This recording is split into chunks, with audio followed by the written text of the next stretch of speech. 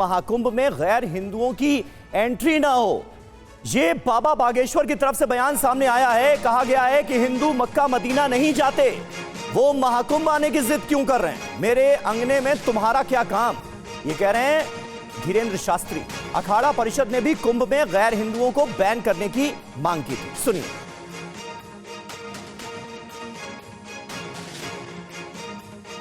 हमने गलत नहीं बोला। महाकुंभ में आने वाले लोग जो धर्म के प्रति नफरत रखते हैं, सनातन के प्रति, हमने उनको कहा मेरे अंगने में तुम्हारा क्या काम है। जब हम मक्का मदीना जाने की जिद नहीं कर रहे तो तुम महाकुंभ में आने की जिद क्यों कर रहे हो। देखिए, इनको सनातन संस्कृति का ज्ञान है तो कांड करने में समर्थ है, उनको महाकुंभ में आने की जरूरत नहीं है। तो बाबा बागेश्वर ने क्या कहा यह आपको बता देते हैं, जो उनकी तरफ से बयान दिया गया और एक बार फिर से मुसलमानों की एंट्री को लेकर विरोध जताया गया है। महाकुंभ में सनातन से नफरत रखने वाले महाकुंभ में आखिरकार क्यों, यह एक बड़ा सवाल उठाया गया। हिंदू मक्का मदीना जाने की जिद नहीं करते हैं, यह तर्क रखा गया है। वो महाकुंभ में आने की जिद आखिर क्यों कर रहे हैं, मेरे अंगने में तुम्हारा क्या काम है, यह भी सवाल पूछा गया है बाबा बागेश्वर की तरफ से। कुंभ में वो आए जिन्हें सनातन संस्कृति के बारे में पता है, कुंभ में वो आए जिन्हें पूजा पाठ और सामग्री के बारे में पता है। जो सनातन के बारे में नहीं जानते वो नाश करेंगे। महाकुंभ में गैर हिंदुओं का प्रवेश वर्जित हो, यह कहा गया है बाबा बागेश्वर की तरफ से। और देखिए, हमारे साथ तमाम जो खास मेहमान है वो मौजूद हैं। महंत राजू दास जी हमारे साथ जुड़े हुए हैं। महंत राजू दास जी, इसकी जो शुरुआत हुई थी विरोध की, वो अखाड़ा परिषद के उस प्रस्ताव के साथ हुई थी नवंबर में, जब कहा गया था कि मुसलमानों का जो प्रवेश है वो नहीं होना चाहिए, इस पर पाबंदी लगी रहनी चाहिए। और उसके बाद लगातार बयान आ रहे हैं। बाबा बागेश्वर ने एक बार फिर से विरोध किया है। हालांकि इससे पहले भी महाकुंभ का आयोजन हुआ, लेकिन तब ऐसा नहीं देखा गया। अब जो हो रहा है इसके बारे में आप क्या सोचते हैं कि यह सही है? देखिए, पहले तो मैं आपको बहुत बहुत साधुवाद देता हूं, आभार व्यक्त करता हूं, धन्यवाद व्यक्त करता हूं कि आपने बहुत महत्वपूर्ण विषय पे हमको जोड़ा है। ये विषय मुसलमानों की बैन का नहीं है। विषय ये है कि यह सनातन का पर्व है, सनातन का महासंगम है, जिस महासंगम में देश दुनिया के कोने कोने से सनातनी राम भक्त हिंदू जनमानस आ रहे हैं। इसके अलावा हमारे सारे खड़ दर्शन संत समुदाय शंभुभेश यहाँ उपस्थित हो रहा है। हम वैष्णव जगत से हैं, हम रामानंदी साधु हैं, निर्वाणी अनी अखाड़ा के महासचिव हैं। हम लोगों ने शुरू से मांग किया कि ऐसे व्यक्ति वहाँ पर प्रवेश वर्जित हो जो थूक दे, जो मूत दे, जो जूठन कर दे, जो भोजन खाद्य सामग्री में ऐसे कोई चीज मिला दे जिससे हमारी व्रत त्योहार टूटे। इस चीज का विरोध है, मुसलमानों का विरोध नहीं है, मुस्लिम का विरोध नहीं है। ऐसे व्यक्तियों का विरोध है जो समाज में जहर घोलने का कार्य और काम करते हैं। यानी राजू दास जी, आप ये कह रहे हैं कि आप धर्म आधारित बैन की डिमांड नहीं कर रहे हैं। आप ये कह रहे हैं कि कुंभ क्षेत्र में जो कोई भी दुकान लगाए वो साफ सफाई का ख्याल रखे, और अगर वो ऐसा करता है तो दुकान लगा सकता है, मतलब ये डिमांड है।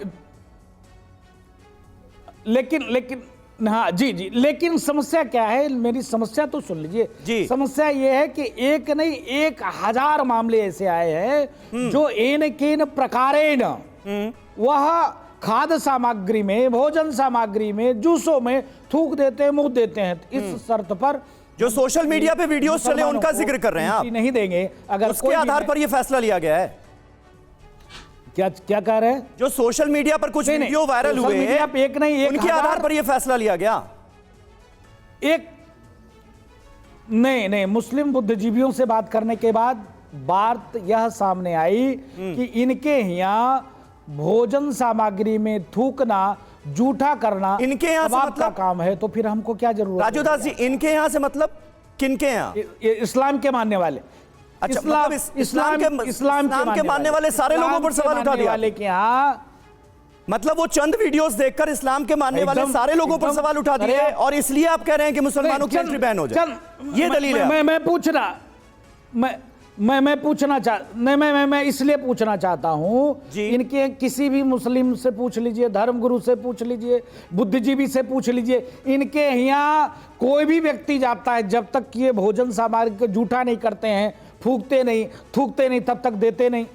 हम अरे राजू, मतलब ये आज लहसुन ठीक है, तक वर्जित है। और आप साजिद रशीदी साहब हमारे साथ मौजूद हैं, वही आपके इस सवाल का जवाब दे देंगे। रशीदी साहब, महंत राजू दास तो ये मानकर बैठे हैं कि मुसलमान ऐसा ही करते हैं, इसीलिए वो डिमांड कर रहे हैं। कुछ वीडियोस का भी हवाला दिया जा रहा है जी, क्या कहेंगे इस पर? देखो समीर भाई एक मिसाल मशहूर है, ज्ञानी से ज्ञान लड़े ज्ञान सुआया होए, मूर्ख से मूर्ख लड़े तुरंत लड़ाई होए। ये बड़ी मूर्खतापूर्ण बात है। तमाम कम्युनिटी को, सारे मजहब के मानने वालों को पहले ये से किसी गलत काम में लिप्त भाषा कर देना, पहले भाषा संभाल लें, एक-एक करके राजू दास वाकया से पहले भाषा को संभाल लो, इक्का दुक्का। पहले भाषा नहीं गलत बात, मैं भी बोल सकता हूँ, ऐसा भाषा। अरे आपने बोल तो दिया राजू दास जी, पहले भाषा संभालिए। राजू दास जी, आपने तो क्या क्या कह दिया, सुनिए ना, आप उनको भी मैं बोलूं, आपके मन में अगर किसी चीज को लेकर भ्रम है तो उसका जवाब भी तो सुनिए। आप अपने आप ऐसे आतंकवादियों को क्यों बैठाया? नहीं, एक मिनट, गलत बात है राजू दास जी, ऐसी बातें आप नहीं करेंगे यहाँ पर। एक मिनट, आपसे किसी को सर्टिफिकेट नहीं चाहिए कौन आतंकवादी है कौन नहीं है। उसने मूर्ख कैसे कहा? राजू दास जी, मूर्ख कैसे कहा? उसने मूर्ख कैसे कहा? उसने मूर्ख कैसे कहा? उसने मूर्ख कैसे कहा? उसने मूर्ख कैसे कहा? उसने मूर्ख कैसे कहा? रशीदी साहब क्लियर कीजिए, आपने क्या महंत राजू दास के लिए शब्दों का जिक्र किया? मैं भी इनको नहीं कर रहा हूं। ऐसे आतंकवादी मानसिकता के लोग की जरूरत नहीं है, ऐसे आतंकवादी मानसिकता वाले लोग की जरूरत नहीं है। राजू दास जी, आप ऐसे शब्द यूज नहीं करेंगे किसी के लिए। यहाँ पर जितने भी हमारे मेहमान हैं सब सम्मानित मेहमान हैं, उन्होंने आप इन अल्फाजों का इस्तेमाल बिल्कुल नहीं करेंगे। क्यों? राजू दास जी, थोड़ी सी मर्यादा रखिए डिबेट की। जब मैं मूर्ख था क्यों बैठाया? राजू दास जी, डिबेट की मर्यादा रखिए। आपकी जो आपत्ति है, आपकी जो आपत्ति है वो मूर्ख बैठाया, आपकी आपत्ति है मूर्ख शब्द को लेकर, क्यों बैठाया? आपकी आपत्ति है मूर्ख शब्द को लेकर, लेकिन जब मैं मूर्ख हूं तुमने क्यों बैठाया? मैं मूर्ख, तुमने क्यों बैठाया? नहीं, उन्होंने आपको लेकर ये नहीं कहा। मूर्ख था तुमने, राजू दास जी, उन्होंने आपको लेकर नहीं कहा। राजू साहब, आपत्ति है राजू दास जी की, मूर्ख शब्द का इस्तेमाल किया है, आप पहले इसको क्लियर करिए। सॉरी बोलो राजू दास जी, आप सुनिए ना, आपकी आपत्ति, आपने जो आपत्ति दर्ज कराई सुन लेते हैं। साजिद रशीदी जी, आप इसको क्लियर करिए, आपत्ति है। साजिद जी, आप इसको क्लियर करिए पहले।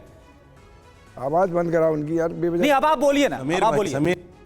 मैंने ऐसे आवाज एक आम मिसाल बोली है, मैंने किसी को मूर्ख, ये आम मिसाल है। जिस आदमी को ये पता नहीं कि अगर हिंदुओं के बहुत सारे वाकयात हैं ऐसे, मैं भी मिसाइल पेश कर दिया। अभी तिरुपति बाला में क्या हुआ? बोली है, मैंने तिरुपति बाला मंदिर में क्या हुआ? कौन कर रहा था मिलावट वहां? कौन मिलावट कर रहा था वहां तिरुपति बाला में? सारे हिंदू ही तो थे, मुसलमान थोड़ा ही था। लेकिन अगर हम इसकी वजह से हिंदुओं को बुरा कहने लगे तो ये मूर्खता है ना। यही थोड़ी सी आपकी आवाज में थोड़ी सी दिक्कत आ रही है रशीदी साहब। मैं आपके पास दोबारा आऊंगा, लेकिन आपने ये क्लियर किया कि आपने मूर्ख किसी मेहमान को नहीं कहा है हमारे साथ जो चर्चा में शामिल है। आपने ये एक आम मिसाल दी है, आम मुहावरा जो है वो पढ़ा है, उसका इस्तेमाल किया है।